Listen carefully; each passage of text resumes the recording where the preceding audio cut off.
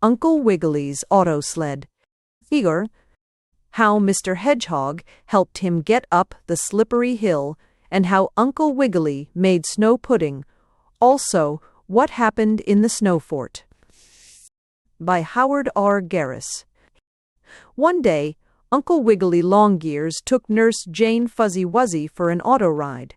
"I suppose a sleigh ride would be more stylish," spoke Uncle Wiggily.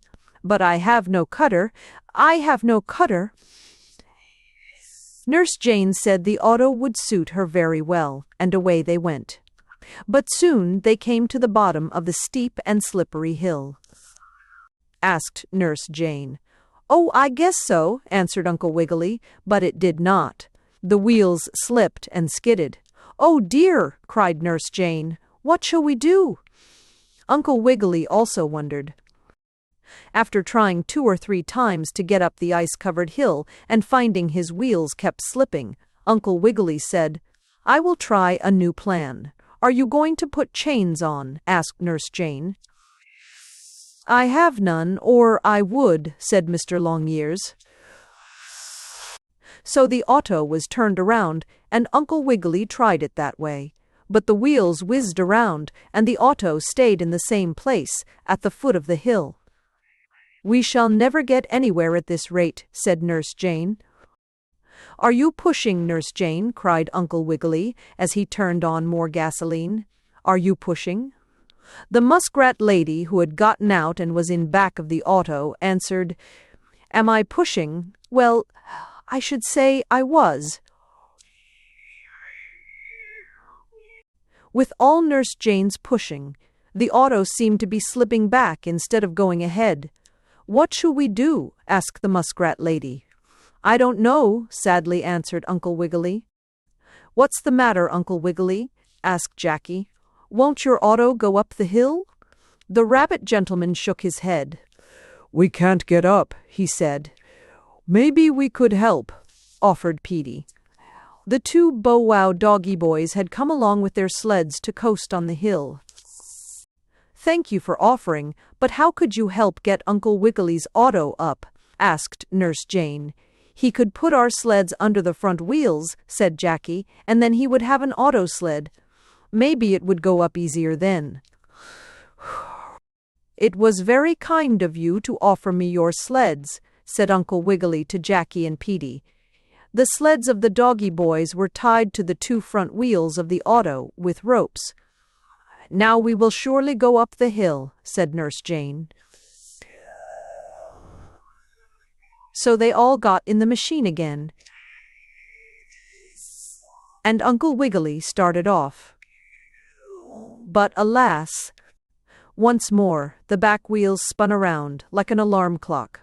"Oh, we shall never get up," said Nurse Jane, "and I am afraid something is going to happen. Suppose the Pipsisiwa and Skisix come along now." "What did I tell you?" cried the Pipsisiwa to the Skisix. "This is our lucky day."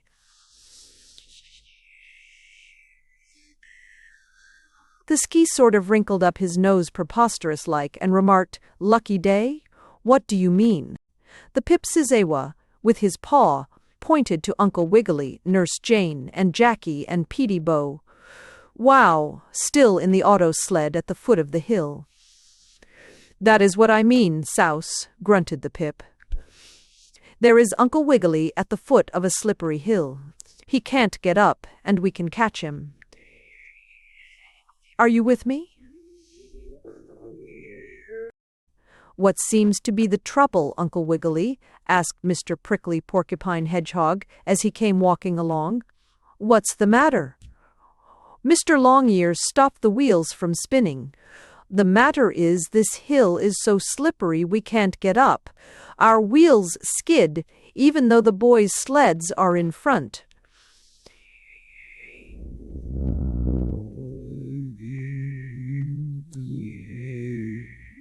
"I can help you." "How, if you please?" asked Nurse Jane. "I have a lot of loose, sharp quills, like horseshoe nails," answered Mr. Porcupine. "Fasten them to your wheels."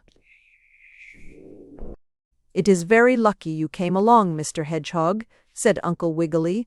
as, with the doggy boys to help, the rabbit gentleman tied some of the loose, sharp quills around the rear wheels of his auto. "Yes, I am glad I had plenty of loose quills," spoke the porcupine gentleman. "They will be the same as a lot of stickery spikes, and your wheels won't slip any more. Take a few more quills, and I have another ball of cord." But Uncle Wiggily had enough string. "Oh, hurry!" squeaked the squiggle bugs. Just as Uncle Wiggily, Jackie, and Petey finished putting the sharp, stickery quills of Mr. Hedgehog Porcupine on the auto wheels, along came the Pipsissewa and Skeezicks. "We want souse!" they cried. But the rabbit gentleman and his friends jumped into the auto sled, and away they went. The wheels did not skim around, because the stickery quills caught on the ice, and they sent up a shower of frozen splinters into the faces of the two bad chaps. "Hooray! Now we are safe!" cried the jolly squiggle bugs, and all was well. And if the parrot doesn't go fishing with the lollipop stick and catch the canary bird when it's playing tag with the loaf of bread, the next pictures and story will tell how. Uncle Wiggily made a pudding, and the Skeezicks came around. But he was quite surprised to find the nutmegs were unground. "What are you going to do when you finish shoveling that path, Uncle Wiggily?" asked Nurse Jane Fuzzy Wuzzy, the muskrat lady housekeeper. "Oh, nothing special," answered the bunny rabbit. "Then perhaps you will take this pail of rice pudding over to Mr. Twistytail, the pig gentleman," asked Nurse Jane. "He isn't feeling very well, and maybe some rice pudding will do him good. I'll take it over as soon as I finish cleaning off the snow," said the rabbit gentleman. "Well, where are you going, Floppy and Curly?" asked Uncle Wiggily, as he met the two piggy boys with their snowplow when he was on his way to take Nurse Jane's rice pudding to Mr. Twistytail. "Oh, we were just making a path to your bungalow," answered Floppy. "Well, I am going to your house to take your father some rice pudding because he is ill," said the rabbit gentleman. "Good," grunted Floppy and Curly. "We'll ride you there on our snowplow." Curly and Floppy gave Uncle Wiggily a nice ride to their penhouse. When the rabbit gentleman saw Mr. Twistytail sitting near the fire, wrapped in a bed quilt, and with his feet in a tub of hot water, Mr. Longears was very sorry for his friend. Twistytail gave Floppy and Curly each a taste of the pudding. "Oh, I wish there was a whole lot of it," grunted Curly, and Floppy said the same thing. "I'll make a pudding," promised Uncle Wiggily. "Oh, will you really make us a pudding?" asked Floppy. "I'll make you a snow pudding. Just ask your mother to let me take some eggs, sugar, molasses, nutmeg, and a few things like that. Then I'll easily make a snow pudding." Curly and Floppy clapped their feet in delight. "But our mother isn't home," said Floppy. "She went to the store for some medicine for Daddy's cold. Mr. Longears said Mrs. Twistytail didn't really need to be home. We'll go to the kitchen and make the pudding ourselves," he added. "Let me see now," said Uncle Wiggily as the pudding was almost finished. "I have put in the sugar, milk, eggs, and coconut, and you put in the snow to make it like ice cream, didn't you, Curly, my boy? And now I have forgotten how to put in the nutmegs to make the pudding spicy. I forget whether you put them in whole, like hickory nuts, or grate them up fine, like powder. I really have forgotten. I guess I'll put them in whole." At last the snow pudding was finished. Uncle Wiggily dropped into it the box full of whole, hard, round nutmegs. "They ought to give it a fine flavor, just like lemonade," said the rabbit gentleman as he set the pudding out in the snow of the back porch to cool and freeze, like ice cream. "We'll give Daddy some of the nice snow pudding when he wakes up," said Floppy. "And we'll save some to give Mother when she comes home," spoke Curly. "Hello, what have we here?" asked the Pipsissewa, as he and the Skeezicks jumped over the snowdrift and sneaked up to the Piggy Boy's house. The Skeezicks gave a grunt. "I was just wondering that myself. Lucky I have this long-handled spoon. I'll dip it in, and we'll take turns eating this pudding. If we can't get Uncle Wiggily's souse, we'll have his pudding. Come on." "Here you are, my friend," said the Pipsissewa, as he dipped up a large spoonful of the snow pudding and held it out toward the skinny Skeezicks. "Have a big bite." The Skeezicks saw something dropping from the spoon the Pip had just used. "What are those things?" asked the Skee. "Oh, just large, fat, juicy raisins, I guess," the Pip answered. "Take a hard bite now, and I'll do the same."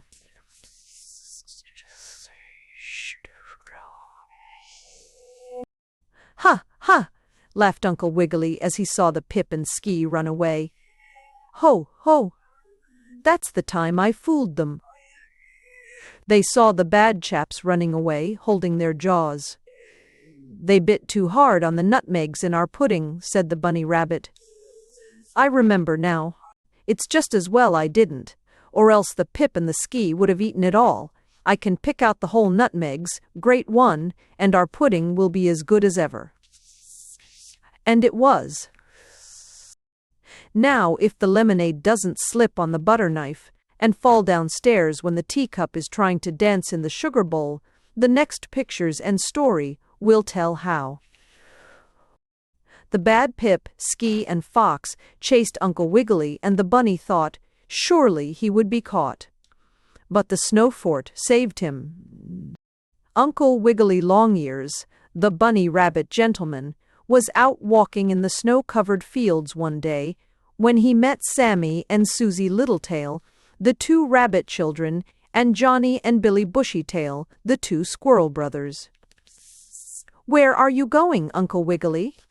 asked Susie. "Oh, just to look for an adventure," replied Mr. Longears. "Don't you want to come?" They started, Uncle Wiggily holding Susie's paw, the boys throwing snowballs. "I'd like to see the bad Pipsissewa or Skeezicks now."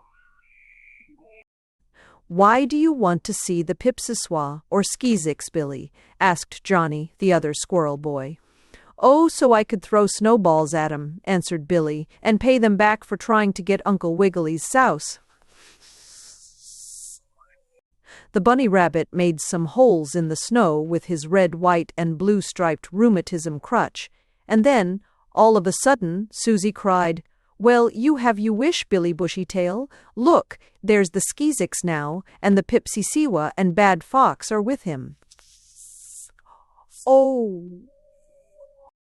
When Uncle Wiggily saw the bad Pipsissewa, the Skeezicks, and the fuzzy fox, the rabbit gentleman said, "Come on, we must run as fast as we can to get away from these creatures." And Uncle Wiggily ran, pulling Susie along by her paw. "Called Billy to the rabbit boy, else they'll think we have surrendered, and we haven't. We're going to fight 'em. Take down the white flag." "Run along, children, run along," cried Uncle Wiggily. Sammy and Susie and Johnny and Billy ran over the hard, cold water of a frozen brook. "I'm going to make a hole in the ice, so the Pip, the Skee, and the Fox can't cross and get us, I hope." With his crutch, he made a hole in the ice. But the Pip, Skee, and Fox had not given up the chase. On they came, faster and faster. After Uncle Wiggily had chopped a hole in the ice with his crutch, he ran on with the animal children. But Susie, looking back, cried, "Oh, Uncle Wiggily, see what they're doing!" And surely enough, the bad chaps had pulled some boards off a fence, and, making a bridge of them, they crossed the hole in the ice and still kept on after Uncle Wiggily and the animal children. We must have our souse today, said the Pip, also the Ski, and the funny fox joined in the chorus. Oh, Uncle Wiggily, cried Susie, after she had run on a little farther, after the Pip, Ski, and Fox had crossed the ice on the fence boards. Oh, Uncle Wiggily, I can't go another step. I'll carry you, said the brave rabbit gentleman. We won't leave you behind, Susie, for the bad Pipsy-Siwa. Susie cuddled down in Uncle Wiggily's warm fur coat. Billy threw a snowball at the bad chaps. All of a sudden, Sammy cried, Oh, if we can reach the old snow fort we made last week, maybe we will be saved. Running fast, Uncle Wiggily and his little animal friends reached the old snow fort before the Pip, Ski, and Fox could catch them. But the bad chaps still came on. Quick, now, cried Uncle Wiggily, we must get ready to snowball the bad chaps. Susie made herself a little red cross from a piece of Johnny's red neckerchief, and Sammy gave his sister his white handkerchief to tear up into bandages in case any of them should be hurt in the battle soon to take place. We want South, howled the Pip.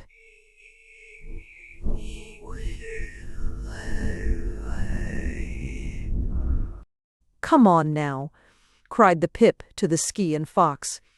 We must charge on them in the fort. We must capture Uncle Wiggily. The Ski and Fox ran up the hill with the Pip.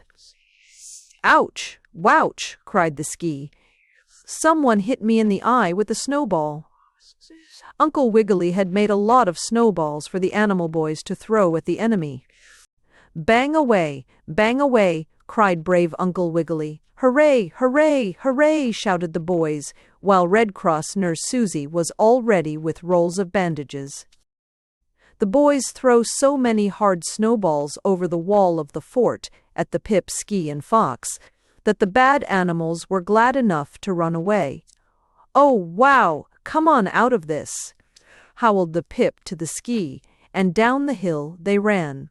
Hoist the flag! We've won the fight! Cried Sammy. He made a banner from red and blue pieces of Billy's and Johnny's neckerchiefs and pieces of white from his own handkerchief. A hole was in Uncle Wiggily's hat, but Susie bandaged it up. The snow fort saved Uncle Wiggily. When you have finished reading this nice little book, perhaps you would like to read a larger volume about Uncle Wiggily.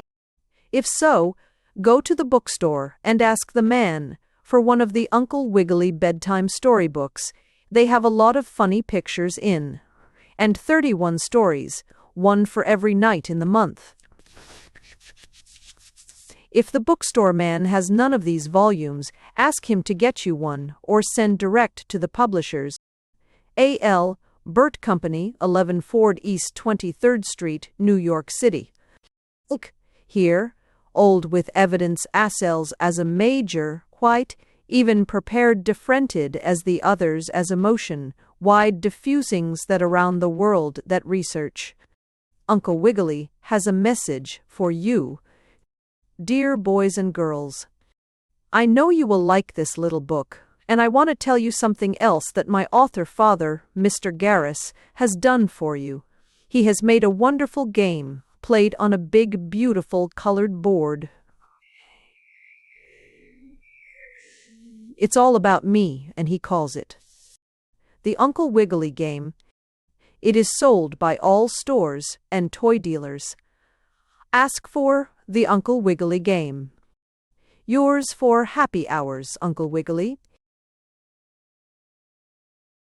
Thanks for listening to Uncle Wiggily's Auto Sled by Howard Roger Garis.